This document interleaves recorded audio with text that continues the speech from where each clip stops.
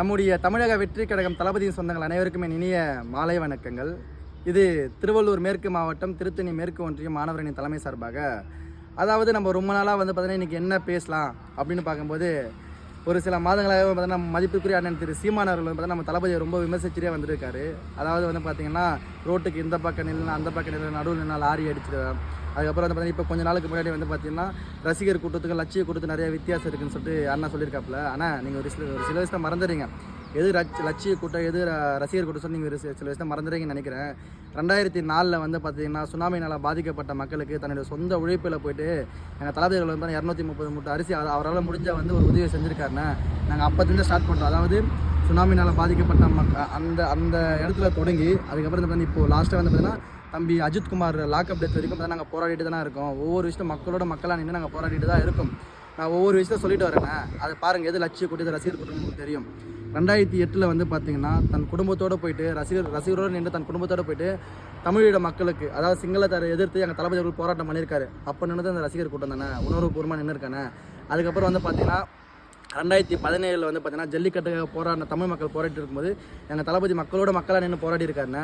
அப்புறம் 2018 பார்த்திங்கன்னா ஸ்டெர்லைட்னால் தூத்துக்குடி ஸ்டெர்லைட்டில் பாதிக்கப்பட்ட மக்களை பற்றி எங்கள் தளபதியில் பார்த்திங்கன்னா வீட்டில் போயிட்டு பார்த்திங்கன்னா அந்த மக்களை நேரடியாக சந்தித்து பேசியிருக்காருன்னு.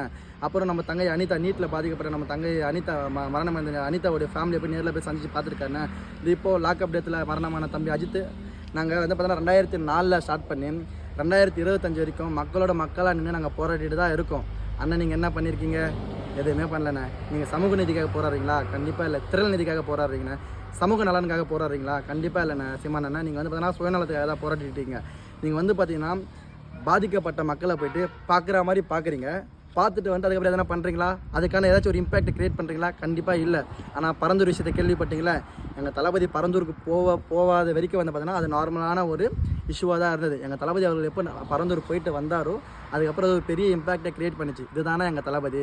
நாங்கள் மக்களாக நின்று மக்களுடைய தேவைகள் என்னவோ அது எங்கள் தளபதியோட சைட்லேருந்து நாங்கள் பூர்த்தி செஞ்சுட்டு இருக்கோம்.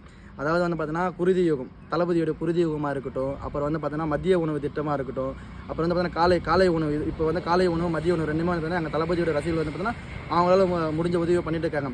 அதோடு போக பார்த்திங்கன்னா ஒவ்வொரு கிராமத்தோரமும் பார்த்திங்கன்னா பால் பன்னு முட்டைன்னு சொல்லிட்டு சின்ன பசங்களுக்கு கொடுத்துட்டு இருக்கோம். நோட்டு புத்தகத்துலேருந்து எல்லாமே நாங்கள் ஏதாச்சும் இப்போ எங்களுடைய கொள்கை தலைவர் பிறந்தநாள் முன்னிட்டு கூட நாங்கள் நிறைய நலத்திட்டங்களை பண்ணிட்டு தான் இருக்கோம்.